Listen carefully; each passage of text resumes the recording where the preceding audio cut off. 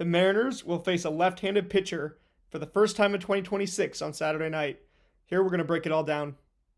Welcome to the Dom Skiing Channel, your one-stop shop for the Mariners storylines on Seattle's minds. And Mariners went 1-0 yesterday, evened up the record at 1-1, lost Thursday night on opening day, but now they have a chance to go for the series split with the Guardians, secure the series split, the 4-game series, and go for the series win tomorrow. How they're going to do it is by facing a lefty in Joey Cantillo for the first time in 2026. They faced two righties in Tanner Bybee and Gavin Williams. Did a pretty good job against each one of them. Tanner Bybee was having a real good outing against the Mariners, other than a couple homers until he was pulled with an injury. And Gavin Williams walked 6, but still kept the game somewhat competitive until Cole Young hit a 3-run homer. Now, Joey Cantillo is a pretty popular breakout pick because he has some really nasty breaking balls. However, the Mariners have a good plan against left-handed pitching this year, and I think it's going to be one of their best, actually, that they've had in recent memory for the franchise. So what that revolves around, this lineup has been lefty-heavy since the Robinson Cano days, but Rob Refsnyder is the missing piece to the Mariners smashing lefties this season. We get our first look at this, and I expected a different ordering, and the Mariners went with that too, a different ordering than what you had versus the right-handed pitchers yesterday and the night before. That was pretty predictable, to be honest, but this one a little bit less so.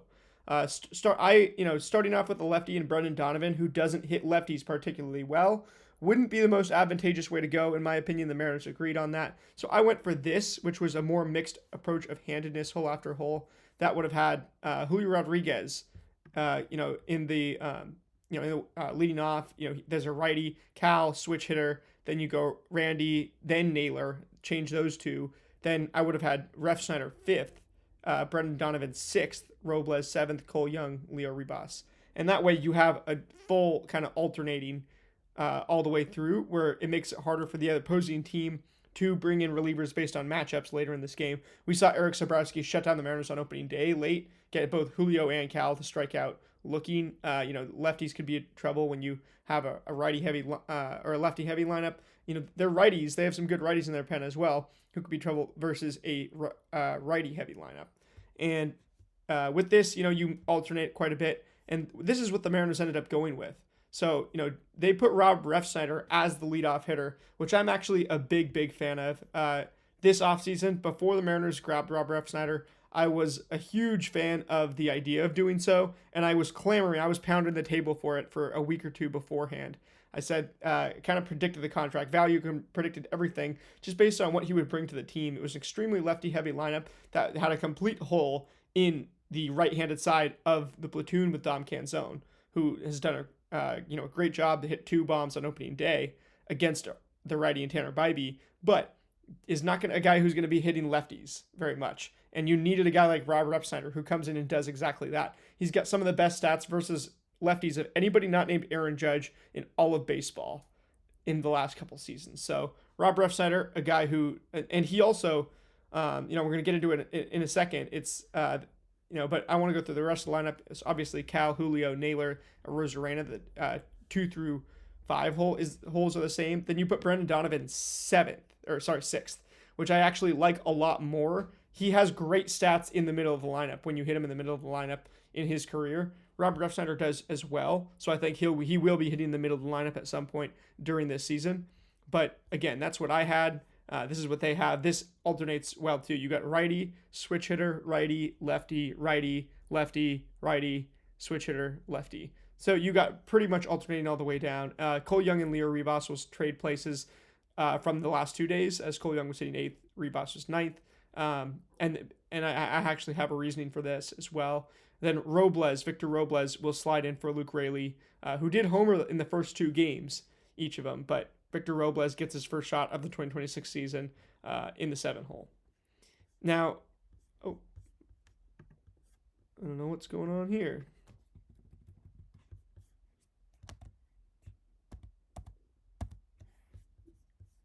All right, excuse me. I'm not sure exactly what happened. Oh, there we go. Anyway, so the Mariners, went with this. So Refsnyder leading off gives reason to be giddy with excitement.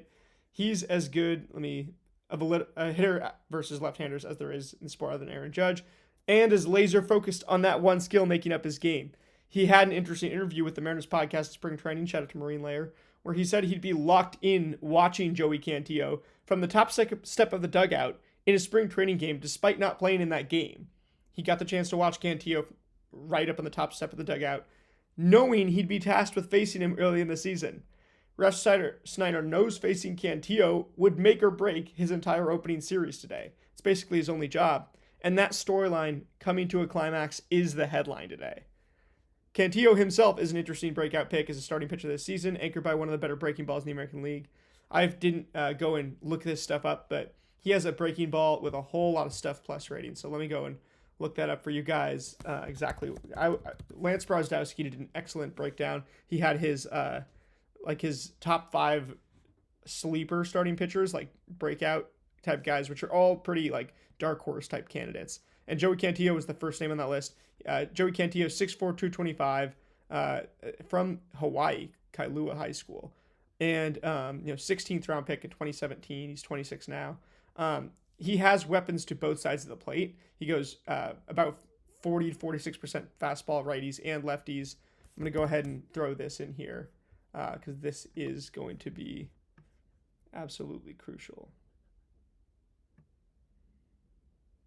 Absolutely. So this is what his pitch usage looks like. He's got the 46, to lefties, who he's not going to see too many of. There's a couple in the Mariners lineup. He goes with a more comfortable approach. He's got the four seam working 46% of the time, then changeup and the slider and curveball 12% of the time. Versus righties last year, it was 42% fastball, 34% changeup. So he bumps that up. Basically phases out the slider to 9% and then ups the curveball a little bit to 19%. So going to be looking for fastballs and then changes and curves. And now the Mariners struggled with both changeups and curves last year. Sliders, they got a little bit better out as the year went along, but the Mariners were great at hitting fastballs last year, weren't as good at hitting changeups and curves. So that's going to be the big test tonight for kind of the lineup as a whole, is how they're going to hit the breaking balls. I would expect that 42%, Cantillo is going to come out with a different pitch mix as well, especially if he's trying to break out to a new level. But I would expect him to be, prioritizing those breaking balls, not throwing the fastballs down the middle of the plate, because these guys, Cal, look how much he was looking for that high fastball in the last 2 games. Like, no doubt Cantillo saw that and is saying, oh my gosh, if I throw Cal a high fastball, he's going to want to destroy it. Especially since he got a couple and didn't destroy them yesterday. With a hitter like Cal, that's bound to happen as soon as you keep going to it. If you do it for a 3rd straight game, bound to happen. Julio, same sort of deal. Middle of the zone, anything middle of the zone that he can, use his length to really get into with power, that goes a long way. So he's going to be trying to keep things, I'd say he's going to be trying to keep things inside versus Julio and keep, inside changeups and curves. That is what Julio struggles with. Then, a guy like Naylor, he can be a little more comfortable since he's a lefty. Same with Donovan. Then, like Randy, Randy, when he's on the top of his game, he destroys those inside breaking balls as well. But you can't leave things over the plate. You can't catch too much plate against guys like Randy. Robles, just going to be, he kind of goes early in the count too and swings early in the count. So I expect him to go maybe work his fastball a little bit versus him. Definitely can't leave anything hanging. Got to keep those breaking balls down against Victor Robles. And then Leo Rivas and Cole Young are really going to be trying to up the pitch count. It's also Victor Robles' debut. Had a weirdly tragic 2025 season, but still made some excellent headlining defensive plays. And at 300 in his last extended season with the Mariners. Like Josh Naylor, he's a streaky contact hitter. If either of them can get going, those bat-to-ball skills from either side of the plate would prime the team for a good record in the month of April. I think those are 2 of the purest but streakiest contact hitters on the team, not named Brendan Donovan. So for this lineup to go against lefties, you're going to need Victor Robles having a whole lot of base hits. And for this lineup to go against righties, you're going to need Josh Naylor getting a whole lot of base hits consistently. Obviously, the stat that's going around today is the Mariners don't have a single.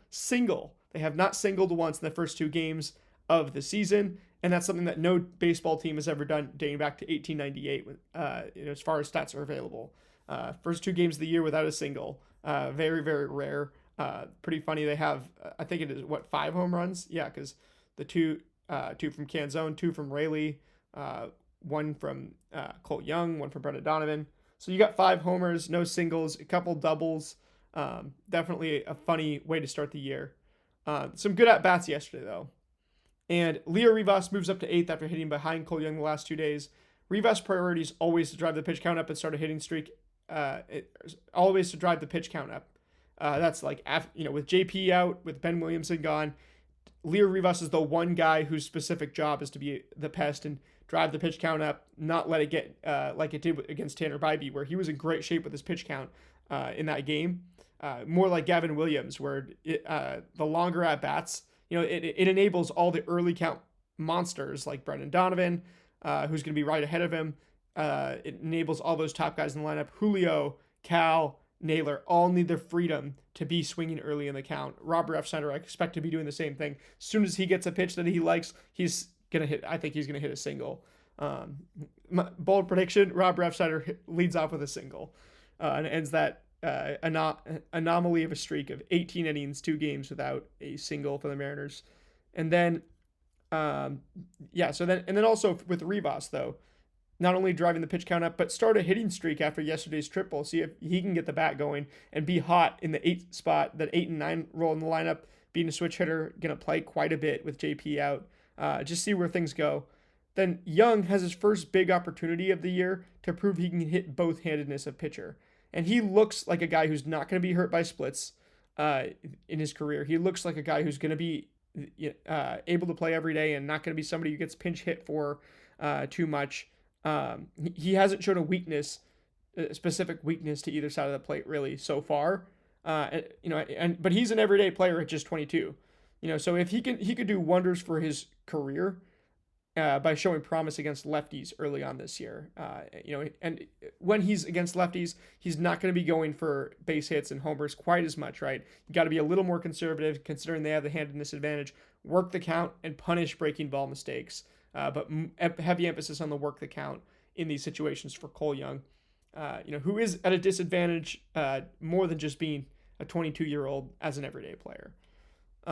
So looking for him to have a big night driving the count up and taking good at-bats, not as much on the results side necessarily. I think those come after that, after the 1-0 every pitch. Lastly, no, not worried about Cal or Julio. Think both have a terrific chance to bounce back against a lefty, actually getting their correct handedness. Cal, he's been a switch hitter his whole life, but he is a right-hander, and he has had historically great contact skills versus right-handers. Although, he's such a good switch hitter, almost indistinguishable as much as anybody in recent memory and in this era of from both sides of the plate. But if there was a side for him to get going on, it would be when he gets to hit righty against Cantillo. And then Julio, when he gets he gets the handedness advantage tonight. I think it's a big spot for Julio. So both have a terrific chance to bounce back after just 2 days. But obviously the first 2 days of the season, placing so much weight and being all the stats are dictated upon right now. And Cantillo will know he's the most likely of Cleveland's first 3 starters to be slaughtered by the top of this lineup, being the lefty. I predict a Julio homer on a fastball. I think one gets, maybe just hangs a little bit too much over the plate, doesn't get quite enough inside, and Julio hits something that he gets somewhat near the middle of the zone, whether it's down, whether it's up, whether it's middle. And I could also see Cal hitting 1 or 2 as soon as he connects with the barrel. He hasn't barreled up a ball in the first 2 games. Once he barrels up a ball, it's going to fly. More than, I think, a third of his hits were home runs last year. So, that's really the main stuff. Then on the pitching side, Brian Wu, Zach Wheeler 2.0. He's dependable in all facets and a quality start machine. And if he shows anything else, we'll talk about it after. But, people talk about Paul Skeens as a guy who is great at getting strikeouts and limiting hard contact. I think Wu is the ultimate kind of blending both skills. In my opinion, that's what makes him like kind of a top 10, like just dependable, rock solid. I'm really confident that even his really high floor pitcher now. I think he is as high of a floor as anybody in baseball. Even his worst blow up will not be that bad. Like he had maybe I think 1 or 2 starts, like the New York start last year, where he's in New York against the Yankees and he gives up a couple runs that prevent him from a quality start. But it's like that's like 1 or 2 pitches going a different way, and a hitter making a really good swing with a couple guys on base. But Brian Wu, other than that, is like I think his floor is so high, super dependable because of that blend of every time we reviewed a game last year, they were not making good contact against him. And he was getting a bunch of swinging strikes. So I expect 10 to 15 swinging strikes, 20 to 30 called strikes plus whiffs, and then 80 to 90 pitches and 6 solid innings. That's just who Brian Wu was. That's basically he did that in basically every one of his starts for I think the first 2 to 3 months last year. And will we see Cole Wilcox today? I know I didn't break him down in as much detail. I will be breaking him down I think after this game. So later tonight, either that or I want to do a longer breakdown on Cole Wilcox. Maybe I'll just do like a shorter one and get it out like after the game tonight or something, especially whether we see him or not. If we do see him, maybe I'll just maybe I'll go like review some of the tape from him as well. The comment question is who's gonna homer? I'm gonna say my answers right here. Who's gonna homer? I'm taking Julio off a fastball that catches too much plate. I'm going to say, how many strikeouts does Wu rack up? I'm going to go 6 without pressing at the plate. And then I'm going to say, what's my score prediction for tonight? Joey Cantillo and Brian Wu. I'm going to say the Mariners give up 3 runs total. Just hold the Guardians really well. Really hold the line. The 1 run last night that they gave up was definitely impressive, and it was on the second hitter of the game hitting a solo shot. After that, it was a shutout for with 1 out, the Guardians scored once, and then it was 26 outs of nothing. I'm going to say that in those 27 outs today that the Guardians have to work with, I'm going to say that they score 3. Let's say that the Mariners score, I don't know, I've predicted 7 runs and I was wrong. I'm going to say I want to be a big fan of this lineup against lefties, though. So I'm going to say 6-3 for the score tonight. Let me know what your answers are in the comments down below. If you get one of these things right, maybe I'll shut you out after the game. But as always, I will see you guys later after the game, and go M's.